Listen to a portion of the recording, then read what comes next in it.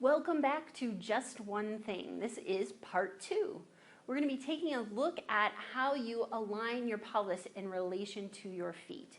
You will need to kick off your shoes so that you're barefoot, and you will also need a plumb line of sorts. So I've made this phone cord into a makeshift plumb line, or I'm using it as a makeshift plumb line. It's pretty easy, convenient. Most people have this handy. What you want is some type of a weight at the bottom of a cord or a string. So we're now going to look at how we stack our pelvis over our feet and our ankles. So we're going to just evaluate, see where we are. You're going to feel around the pelvis or the side of your hip for this kind of a bony knob or bony protrusion that you're going to run into on the side, the outside of your hip. So feel for the uppermost portion of that. This is called your greater trochanter. It's the upper part, a landmark on the upper part of your femur, which is your thigh bone. You're going to place the top end of your phone cord or whatever you're using as your makeshift plumb line. You're going to place the top end on that bony landmark of the greater trochanter. And you're just going to notice with straight legs, so you don't want any bend in your knee, check to make sure that your knees are straight. You're going to notice, where does the bottom end of the cord fall? Is it more over the front of your foot? Is it a little bit in front of the ankle, or is it right in line with the ankle, or somewhere in between, your own unique variation? What the ideal is we're looking for the center of the hip to be stacked over the center of the knee joint and then fall at the outside of the ankle. You have a bony protrusion there called the lateral malleolus, and we want all of those 3 points, those objective markers, to be stacked vertically in line with each other. This lets us know that your weight is back over your heels. We also know that you are engaging your glutes and your hamstrings when you're aligned like this, so that they can participate in keeping you upright, rather than when we're shifted more forward, we're relying more on the muscles of the front of the thigh, called the quads, as well as some back muscles called your psoas. We don't want any one group of muscles to be doing more than its fair share of the workload. So back your weight up and start engaging the glutes and the hamstrings in the process of keeping you upright. Now, you may notice as you back your pelvis up, it may feel like you're sticking your butt out, which would be quite common.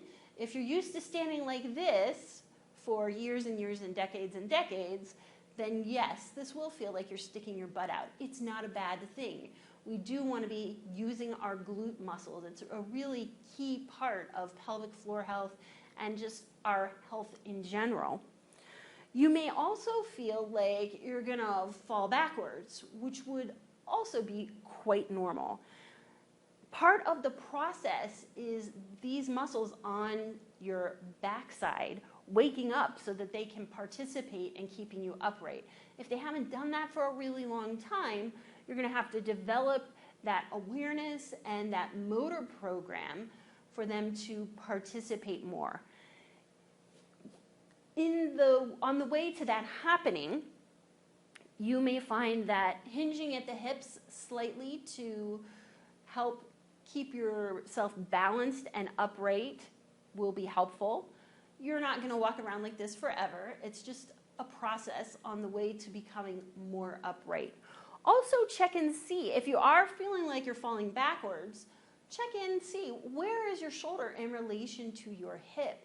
If you're used to standing with your pelvis shifted forward, chances are you counterbalance that by having your shoulders back behind your pelvis.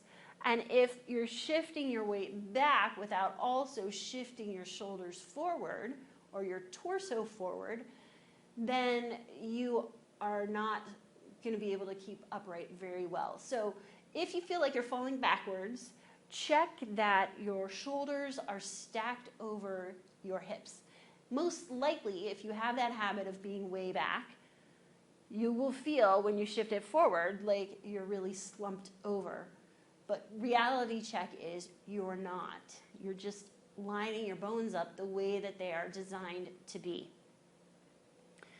Enjoy playing with this. You can experiment with allowing your weight to shift forward and then backing it up so you start to get the felt sense of what does your body feel like when your weight is lined up. Please use your objective tool to make sure that you really are there with your weight backed up. If you've stood with your weight forward for, as I said, years and decades, every little shift feels like a huge shift. And having something objective to really be able to measure where you are in space will be very helpful. Again, this can be an incremental process. It doesn't have to be an overnight shift from having your weight forward to having your weight stacked over your heels. Do it bit by bit and develop the muscular strength in the glutes and the hamstrings to support you. Enjoy incorporating this into your day and just check in as much as you can throughout your day. Where is your weight? Has it drifted forward? And can you pull it back? Enjoy, and I'll see you in the next episode.